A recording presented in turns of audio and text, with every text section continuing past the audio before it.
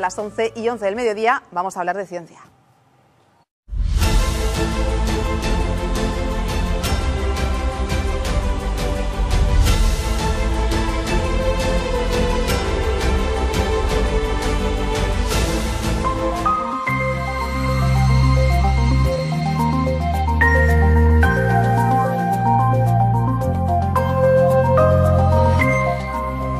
Y lo vamos a hacer con nuestra experta en ciencia y sobre todo metiéndonos en los laboratorios de nuestra región. ¿Qué tal, María José Moreno? Buenos días. Vamos a comenzar hablando de ciencia, enseñándole a todos los murcianos lo que se hace en los laboratorios murcianos de investigaciones al máximo nivel, ¿no? Sí, y además hoy traemos informaciones de verdad del máximo nivel, o sea que va a ser un ejemplo de una sección de top de la ciencia en la región de Murcia. Vamos a empezar hablando esta mañana de la tecnología CRISPR-Cas, que ya les sonará a quienes están en casa, porque además se ha escuchado mucho en relación a los premios Nobel, que se hicieron públicos los nombres hace unos días. Uno de los que sonaba como posible Nobel, tanto en medicina como en química, era Francis Mójica, que es español, de la Universidad de Alicante, y este investigador, que trabaja desde los años 80 con bacterias de las salinas de Santa Pola, ha descubierto una tecnología conocida como CRISPR-Cas,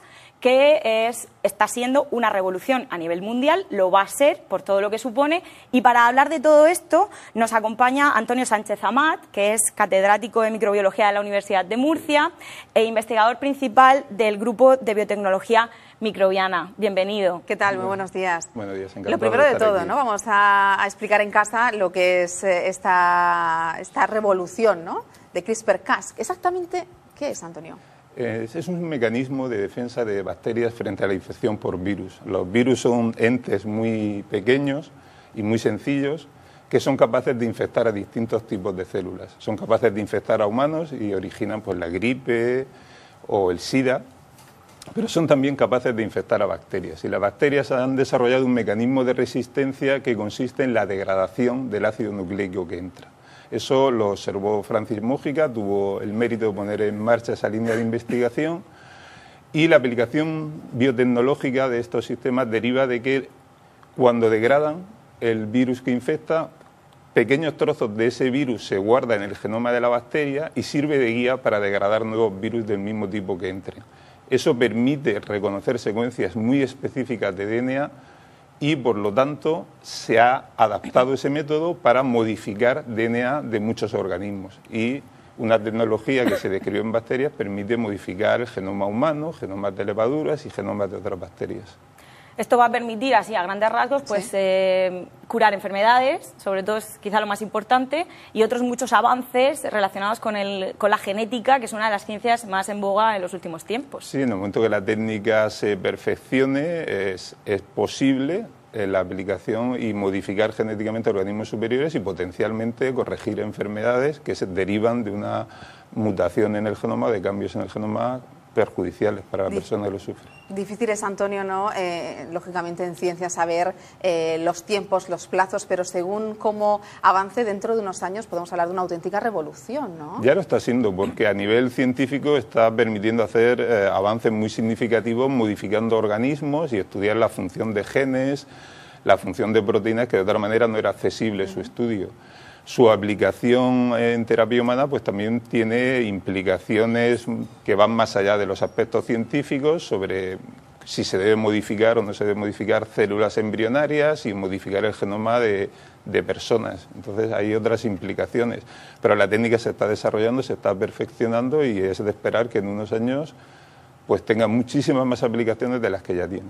Y además, Marienca, el grupo de investigación de Antonio en la Universidad de Murcia trabaja también con una bacteria, se llama Marinomonas mediterránea. Ellos son los mayores expertos en el mundo en trabajo con esta bacteria y también trabajan con CRISPR-Cas porque han descubierto que esta bacteria también tiene un mecanismo parecido. Y me gustaría que nos lo contase, porque es además algo que han detectado en Estados Unidos y que les ha llevado a colaborar con el Departamento de Defensa de Stanford, Estados Unidos. Unidos Ese y con hermanamiento con la universidad. Con la Universidad de Stanford también. Sí, nosotros somos especialistas en el estudio de bacterias marinas aisladas del Mediterráneo. Hace años aislamos una bacteria que es Marinomonas mediterránea, como ha dicho María José. Se consiguió la secuenciación del genoma de este microorganismo y en el genoma de este microorganismo se detectó un sistema CRISPR-Cas que es distinto a otros. Hay mucha variedad de sistemas CRISPR-Cas, cuanto más sistemas se estudien, más aplicaciones biotecnológicas se podrán encontrar, y este sistema era distinto porque permitía adquirir información de RNA, de ARN. No solo de ADN como los otros sistemas CRISPR-Cas descritos previamente, y por lo tanto es un mecanismo de defensa potencial frente a virus que tienen como material genético ARN. Así que el grupo de Antonio Sánchez Amat en la Universidad de Murcia es un ejemplo de ciencia internacional en colaboración, como decíamos, con esa Universidad de Stanford, con otros grupos de investigación a lo largo de todo el mundo, y además son un ejemplo de esa ciencia básica que termina siendo aplicada, y además hay que decir que han conseguido algo que no todos los científicos consiguen, que es publicar esos descubrimientos de los que nos está hablando en la revista Science. Revistas especializadas, ¿no? Exacto. Sí, revistas de alto nivel. La colaboración ha sido posible con la Universidad de Stanford, con el departamento de la Universidad de Texas en Austin, y ahora mismo hemos iniciado una colaboración en un último artículo también con la Universidad de Otago en Nueva Zelanda, porque nosotros aportamos nuestro conocimiento sobre la biología molecular del microorganismo y la interacción de las diferentes capacidades de los distintos grupos es lo que ha permitido, pues sí, publicar en Science en su momento y más recientemente en eLife, que es otra revista de alto impacto. Hablamos de una revolución ya presente, ¿no? Nos decías, Antonio, pero ¿cuánto habéis trabajado para llegar a eso? Bueno, los tiempos en ciencia son difíciles. Nosotros empezamos a trabajar con Marinomonas mediterránea, la aislamos hace 22 años. No pensábamos que íbamos a trabajar con CRISPR-Cas en su momento. Nuestro interés era distinto, pero el tener disponible el genoma pues es lo que ha hecho posible observar características novedosas, en este caso en CRISPR-Cas, aunque también hay otras que son muy novedosas en este microorganismo, porque los microorganismos marinos tienen mucha diversidad que no se ha explorado y se va conociendo capacidades que no están presentes en otros microorganismos. Y me pregunto yo, María José, cuando uno tiene en su mano, ¿no?, el caso de esta bacteria, ¿no?, o este avance, cuando dais con la clave, imagino que esa es una gran satisfacción, no solamente para el equipo, sino también para toda la sociedad, que al fin y al cabo dependemos de eso para muchas cosas. Sí, yo ¿no? creo que los que somos científicos en parte estamos en esto por la motivación del descubrimiento. Es una satisfacción enorme cuando planteas un experimento y obtienes el resultado que deseado o descubres algo nuevo. Eso es una gran satisfacción que, bueno, es un poco la compensación de las muchas dificultades que hay en este país para hacer ciencia. Y que no siempre se da, porque no siempre. Hay que decir que, insistimos, ellos hacen ciencia básica, una ciencia que a veces encuentra una aplicación o a veces se encuentra después de muchos años, incluso ya cuando los investigadores no están trabajando. Llega alguien y dice, pues con esto que descubrió Antonio, ahora yo puedo hacer esto, ¿no? Esa es la clave de la ciencia básica y la importancia de ella, y hoy en día pues podemos estar celebrando descubrimientos como el de CRISPR-Cas gracias a que muchos científicos no sabían para qué trabajaban, pero ahí estaban. Ahí está el resultado. ¿Y en qué está trabajando ahora mismo, Antonio? No, ahora mismo estamos activamente trabajando en CRISPR-Cas, mantenemos la colaboración con Stanford y con la Universidad de Otago y estamos estudiando un nuevo sistema CRISPR-Cas. Hay mucho por descubrir. Nosotros queremos profundizar en cómo funciona este sistema novedoso de Marinomonas mediterránea y también estamos estudiando otros sistemas híbridos para estudiar cómo han evolucionado los sistemas CRISPR-Cas. Básicamente tratamos de caracterizar sistemas nuevos. Y efectivamente, ciencia básica, ciencia aplicada, el ejemplo CRISPR-Cas es paradigmático. Cuando Francis Múgica empezó a estudiar esto, su interés vino motivado por observar secuencias repetidas en el genoma de un microorganismo. Y él se preguntaba, ¿y esto qué es? Ni por asomo se podía prever un impacto científico. Pero la ciencia, hay una frase que dice que la ciencia de hoy es la tecnología del mañana. Si no se investiga, si no se descubren cosas nuevas, nunca se podrán encontrar aplicaciones nuevas. Esperemos que se vea reconocido con ese premio Nobel, quizá este año no ha sido, pues quizá en otros años. Hay que decir, por cierto, que bueno, vamos a invitar a quienes nos ven a que participen de las actividades científicas de la región de Murcia en los próximos días, y hay que decir que precisamente Francis Múgica va a estar en la región, va a venir el día 9 de noviembre, ¿no? Estará a las 7:30 de la tarde en Cajamar, enfrente del Teatro Romea, y es abierto al público. Va a ingresar como académico de honor de la Real Academia de Medicina y Cirugía de Murcia. Entonces, pues quien quiera escucharle, nosotros vamos a estar allí. Estaremos. Quien quiera escucharle lo que va a contar y lo que va a hacer, pues pueden acudir allí ese 9 de noviembre. Es una cita a la que debemos de ir. Vamos a aprender mucho ahí, ¿no, Antonio? Sí, sí, es una persona con una capacidad no solo científica, sino de transmitir información muy alta. Yo creo que va a ser una charla muy interesante. Hablamos antes de los pocos medios, ¿no?, que tienen los investigadores, pero son necesarios para el día a día, Antonio. Sí, yo creo que en España no se termina de apostar decididamente por ciencia. Creo que se podría mejorar la financiación y se podría mejorar la programación de las actividades científicas para dar más continuidad. No solo desde el punto de vista de financiación, sino también de la proyección científica de jóvenes que empiezan su carrera y realmente pues lo tienen difícil. Creo que hay mucho margen de mejora en ese campo. Eso es porque los descubrimientos, lo que hacéis en los laboratorios es un descubrimiento, como decimos, que afecta, ¿no?, a toda la sociedad, María José.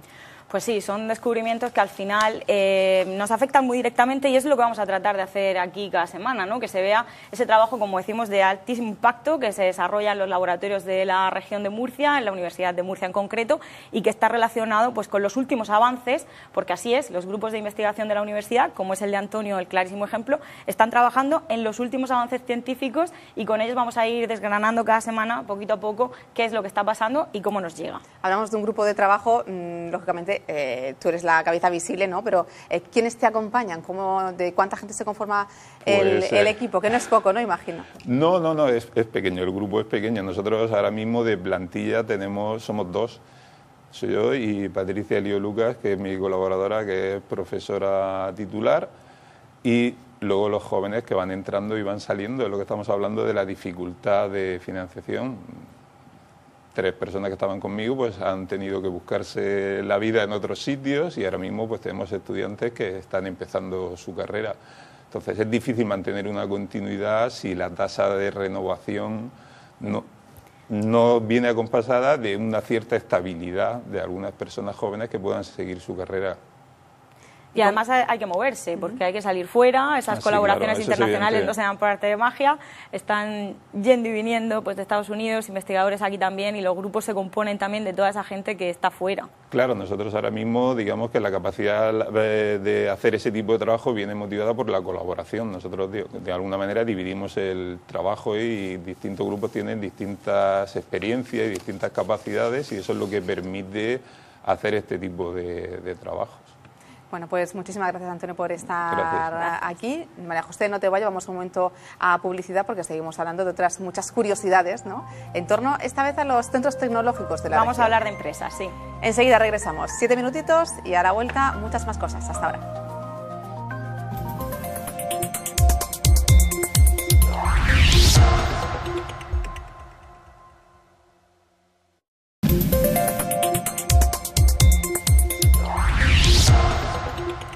Once y 33 del mediodía, les decíamos antes que es el momento de hablar de empresas, pero empresas punteras de la región. Vean.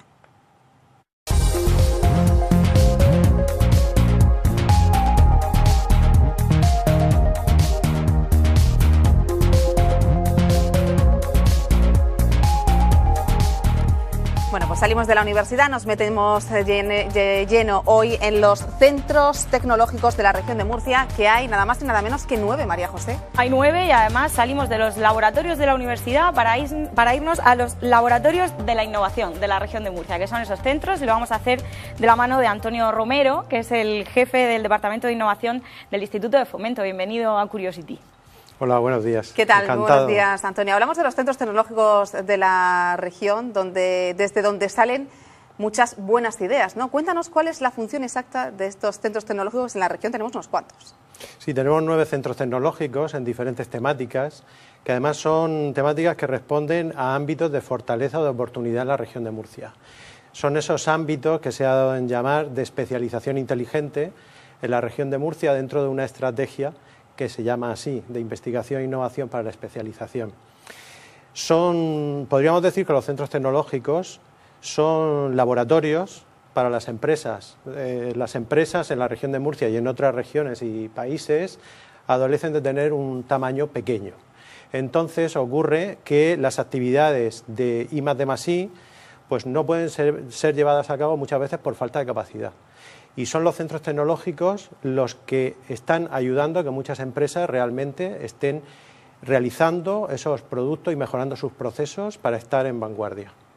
Y no solamente las empresas, los centros tecnológicos también están ahí abiertos a colaboraciones con universidades y con otros centros de investigación. Exactamente. Dentro de la estrategia de impulso de los centros tecnológicos que estamos moviendo desde el Instituto de Fomento, una estrategia desde la anualidad 2017 a la 21, una de las cuestiones clave es el talento, la valorización de la transferencia de tecnología, es decir, cómo tender ese puente desde la ciencia, desde la tecnología, que estamos hablando en este programa, hacia la empresa. O sea, los centros tecnológicos se configuran como ese puente necesario, cercano a la empresa. De hecho, son estructuras empresariales, son asociaciones empresariales donde además están dirigidas por empresas, junto al Instituto de Fomento, que también participa en las juntas directivas, y que de esa manera está tendiéndose esa conexión entre el conocimiento y las empresas. ¿Y qué papel juegan los centros tecnológicos en la economía regional, Antonio? Pues es bastante importante, porque solamente daré el dato de,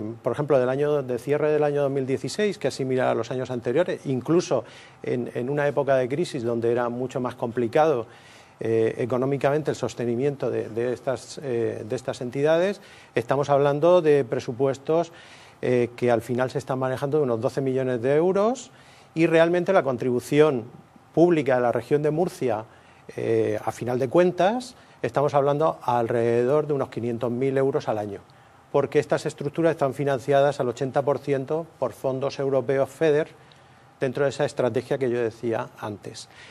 En términos de proyectos, en términos de empresas, aproximadamente estamos hablando de unas 700 empresas el año pasado asociadas a los centros tecnológicos, y estamos hablando casi de 2.000 empresas clientes directas de los centros tecnológicos. En cuanto a proyectos, pues hablamos de un incremento muy importante, aproximadamente un 14% de los proyectos que llamamos de I+D bajo contrato, es decir, donde hay una conexión directa con la empresa. 130 proyectos. Esto es bastante importante si tenemos en cuenta el número de empresas innovadoras en la región. Estos incrementos son, como digo, importantes.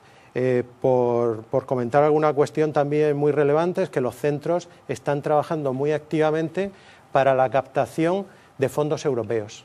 Estos son fondos externos a la región, sí, y en ese sentido la contribución a la economía regional es bastante importante. Estamos hablando de un incremento 2015-2016 de aproximadamente 38-40%. De crecimiento en los proyectos. Que la región de Murcia es puntera, ¿no? Sí, la región de Murcia es puntera, ¿no?, en muchos de los ámbitos que se trabajan en los centros tecnológicos. Por ejemplo, un ámbito muy relevante que es bastante conocido es en el ámbito del agua, y claramente sabemos la problemática de agua en nuestra región, y eso pues nos ha llevado a convertirnos en expertos en la región en esta temática, junto a países como Israel o Holanda. Lo cierto es que las inversiones en I+D son necesarias para seguir creciendo, y esto en las empresas muchas veces, en la mayoría, viene de mano de los centros tecnológicos y del Instituto de Fomento. Se les ayuda a ese impulso hacia esa innovación de la que hablaba, ¿no?, y que les ayuda a estar precisamente en lo más alto de la innovación empresarial. Exactamente.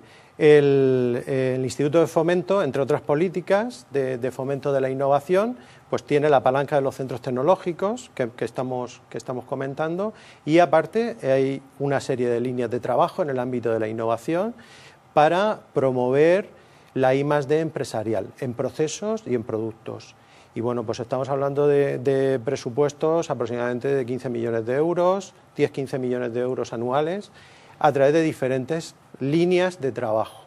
Para nosotros es prioritaria la línea de centros tecnológicos, que ocupa una parte importante del presupuesto, pero también, como decíais, hay una serie de líneas directas hacia las empresas para poder apoyar prácticamente el coste de la mitad de los proyectos. ¿Y cómo se contacta con los centros tecnológicos o con el Info para participar de todo esto? Tanto si se habla de una empresa como un grupo de investigación, ¿cómo se acceden a todas estas ayudas? Bueno, la forma más directa para aquellas empresas que estén interesadas en contactar con los centros tecnológicos es, por ejemplo, a través de la página del Instituto, donde se puede encontrar la relación de los distintos centros tecnológicos, encontrar las temáticas y la forma de ponerse en contacto. Pues Antonio Romero, jefe del Departamento de Innovación del Instituto de Fomento, muchas gracias por estar esta mañana aquí con nosotros. Nosotras, María José, vamos a hablar de más curiosidades porque cada miércoles les vamos a contar la noticia de la semana desde el punto de vista, lógicamente, científico. Ya se la adelantábamos en el boletín informativo, en el sumario, pero vamos a ahondar un poquito más, María José. Vamos a ahondar en ella. Es la noticia de la semana, que además ya podemos decir que es la noticia del año. Empezamos fuerte con esta sección en Siete Región de Murcia.